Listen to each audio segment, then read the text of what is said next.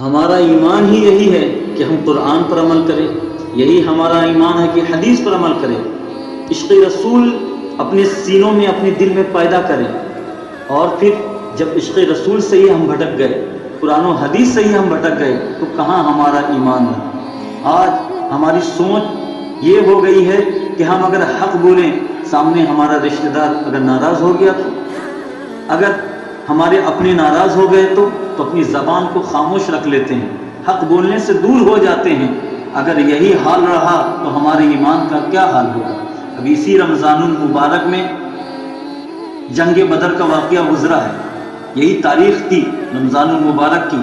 اب اس ایک واقعے کو یاد کریے کہ رشتہ داری اہم ہے کہ سنت رسول اہم ہے، اپنے بیگانے اہم ہے کہ پھر قرآن و حدیث اہم ہے ہمارے اہل ایمان کے لیے۔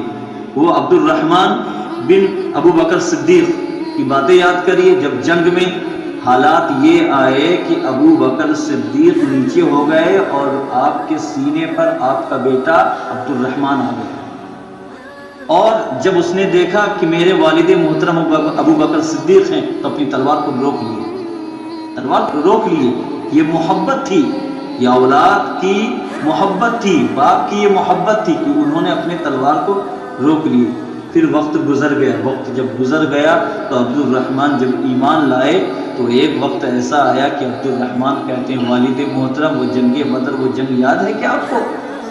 تو ابو بکر صدیق رضی اللہ تعالیٰ عنہ کہتے ہیں کہ ہاں یاد ہے، بتاؤ کہ آپ جنگ کرتے کرتے، لڑائی کرتے کرتے آپ نیچے آ گئے، میرے تلوار کی تیز دھار پر آپ آ گئے تھے، میں نے آپ کو والد محترم سمجھ کر چھوڑ دیا تھا۔ یہ محبت ہے۔ اب عشق دیکھیے، ایمان دیکھیے، ایمان کیا کہتا ہے۔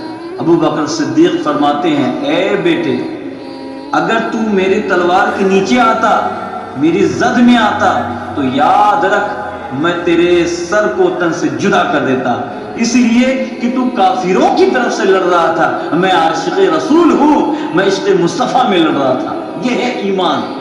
یعنی جب ایمان کی بات آتی ہے، عشق رسول کی بات آتی ہے، وہ محبت نہیں دیکھی جاتی، کون ناراض ہو رہا ہے، کون بگڑ رہا ہے، کون دور بھاگ رہا ہے، یہ رشتے ناتے نہیں دیکھے جاتے۔